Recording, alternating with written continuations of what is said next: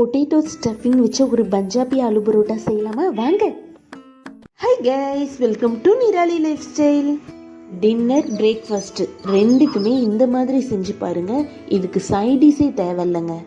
சப்பாத்தி மாவை நான் 1 ஹவருக்கு முன்னாடியே நல்லா பிசைஞ்சு தனியாக எடுத்து வச்சுட்டேன். கடாயில் 2 டேபிள் ஸ்பூன் ஆயில் விட்டு கடுகுலுந்த பருப்பு, சாப் பண்ணி வச்சுருந்த வெங்காயம், க்ரீன் சில்லி நல்லா வதங்கின உடனே garam masala, red chilli powder, turmeric, salt, லைட்டாக லெமன் புழிஞ்சு விட்டுருக்கேன்.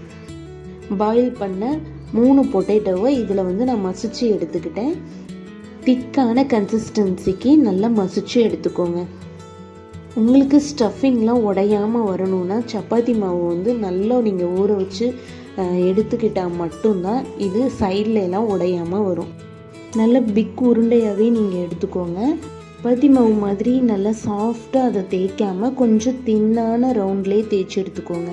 ஒரு லெமன் சைஸ் அளவுக்கு உருண்டையாக ஸ்டஃபிங் சென்டரில் வச்சு எப்பயும் போல் சப்பாத்தி மாவையே லைட்டாக ப்ரெஸ் பண்ணி ரவுண்ட் சைஸில் தேய்ச்சி எடுத்திங்கன்னா உங்களுக்கு ஸ்டஃபிங்லாம் வெளியில் வரவே வராது.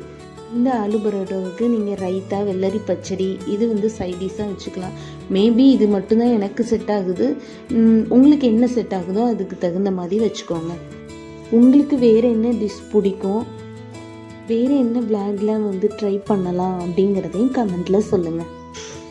நிராலி லைஃப் ஸ்டைலில் வர்ற மினி விளாக்ஸ் எல்லாத்துலேயுமே உங்களுக்கு சவுண்ட்லாம் கிளியராக கேட்குதா, மற்ற எனி டவுட்னாலும் நீங்கள் தாராளமாக கமெண்ட் பண்ணலாம். இது என்ன இம்ப்ரூவ் பண்ணுறதுக்கு இன்னுமே ஹெல்ப்ஃபுல்லாக இருக்கும்.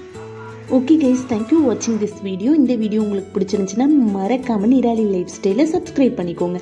அப்போ தான் நான் போடுற வீடியோ உங்களை சேரும். இதே மாதிரி ஒரு சூப்பரான வீடியோவில் பார்க்கலாம். பை.